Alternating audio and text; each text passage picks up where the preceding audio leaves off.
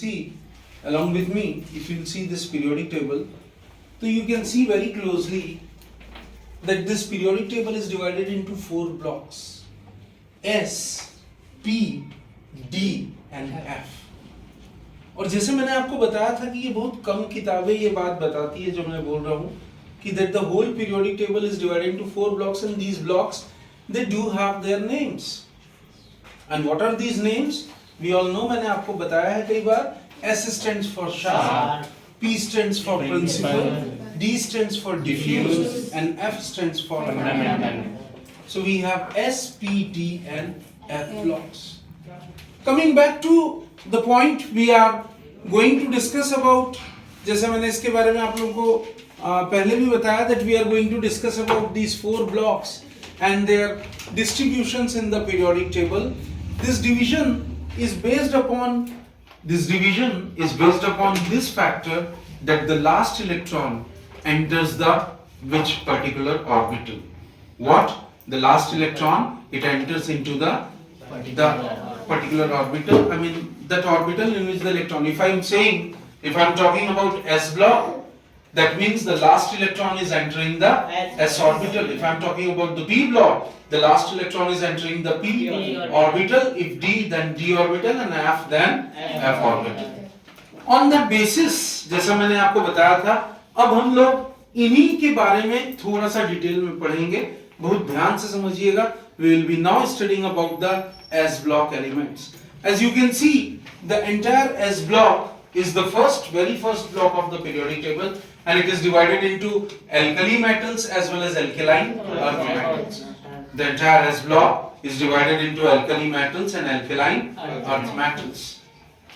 The electronic configuration, जैसा मैंने आपको शुरुआत में ही बताया था कि S block अगर आप देखेंगे तो you will find that it can accommodate how much?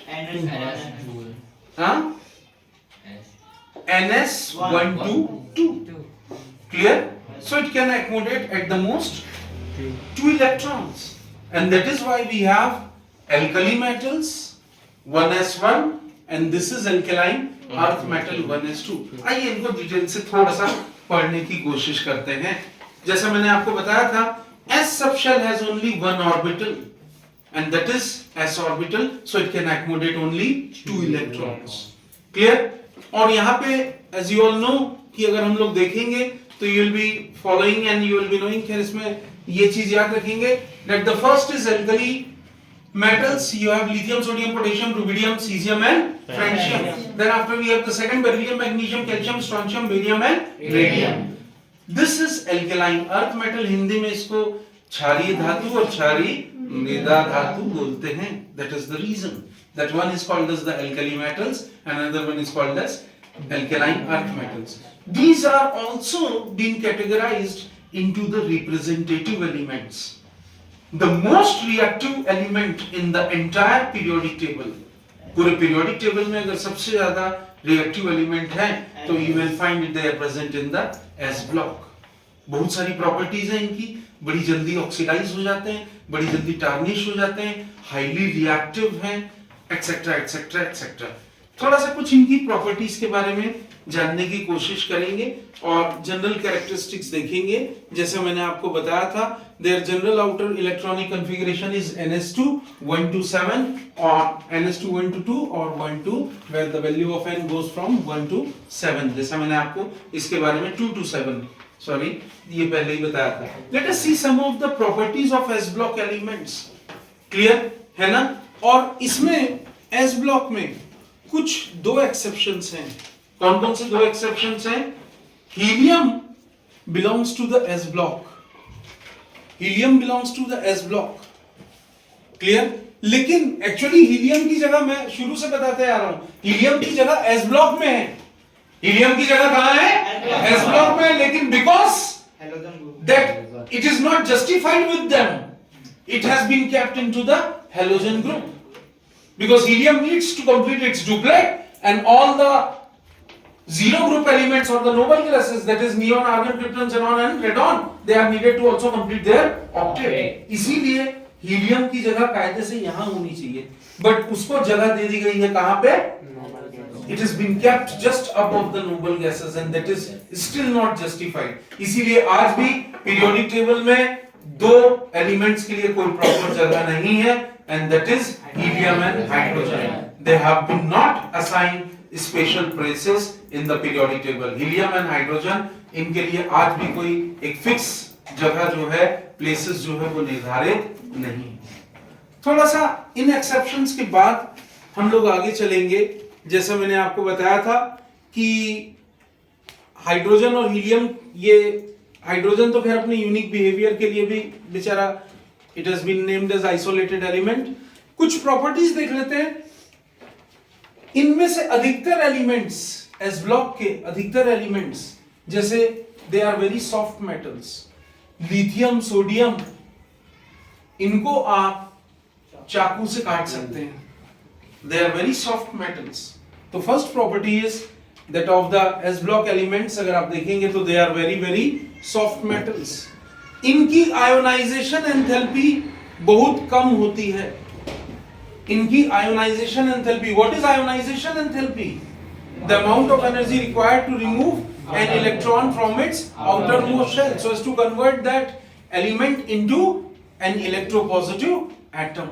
Clear? तो इनसे इलेक्ट्रॉन को बड़ी आसानी से निकाला जा सकता है और क्योंकि इनकी आयोनाइजेशन एंथैल्पी बहुत कम है, इसीलिए that is the reason they are called as highly electropositive. Electropositive का मतलब क्या है? ये तुरंत अपना एक इलेक्ट्रॉन रिलीज कर देते हैं, दे देते हैं. That is the reason also that they are considered to be highly reactive elements. That is one of the reason.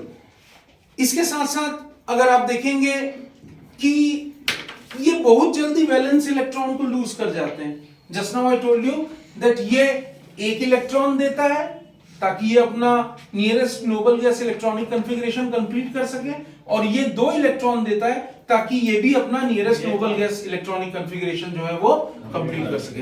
And that is the reason that in the S block we have highly reactive elements. Clear?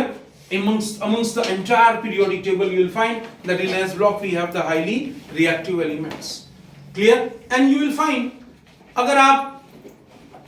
अगर आप इनको देखेंगे, they are all reactive और इनकी reactivity, they show what? Their reactivity increases as we move from top to the bottom. जब हम group में ऊपर से नीचे आ रहे हैं तो इनकी reactivity जो है वो क्या हो रही है? Increase हो रही है. या I must say कि इनकी metallic property, इनकी जो मेटेलिक प्रॉपर्टी है वो जब हम ऊपर से नीचे आ रहे हैं तो क्या हो रही है? इंक्रीज हो रही है. Their metallic property increases as we move from top to the bottom. और बिकॉज ऑफ दिस रीजन ये बहुत ज्यादा रिएक्टिव हैं. They are never found in their native state. Native मतलब ये अपनी मुक्त अवस्था में. They are never found in their native state, pure state. They always exist in combined state, either in the form of oxides, sulfates, phosphates, silicates, whatever it is. Clear? So they are never found in their native state. They are found in their combined state. They are always found in their combined state. जैसा मैंने आपको बताया था. Clear? अच्छा, अगर आप देखेंगे तो you will find कि इनके सब के अधिकतर अगर आप देखेंगे सोडियम जब क्लोरीन के साथ में रिएक्ट करता है तो वो कौन सा बॉन्ड बनाता है? इट फॉर्म्स आयनिक बॉन्ड और electrovalent bond. Clear? Except beryllium which is an exception. Beryllium को छोड़ दें तो सारे के सारे क्या बनाते हैं? They form ionic bond. Except beryllium which is an exception. Is this clear? अच्छा, और एक चीज देखेंगे, इनमें से अधिकतर मेटल्स हैं और जब भी आप इन अधिकतर मेटल्स को लाइक सोडियम को जब आप बर्न करेंगे तो it will give you yellow flame. Her metal का अपना एक डिस्टिंक्ट कलरेशन है. Every metal has its own distinct coloration. So every metal has its own distinct coloration whenever they are exposed to a flame. They give a particular color. ये भी याद रखेंगे. In the same way, अगर आप इसमें देखेंगे, you will find कि इनमें से दो चीज जो हैं वो कलर नहीं देते. कौन कौन से? One is the beryllium and another one is the magnesium. Rest all the elements they give coloration. They are all strong reducing agents. ये बहुत जल्दी रिडक्शन का प्रोसेस कैरी करते हैं. They are very strong. As I told you, these elements of S block, they are strong reducing agents. Or सबसे important that they are, because since they are metals, they are electropositive, and that is the reason that they are good conductors of heat and electricity. Thank you.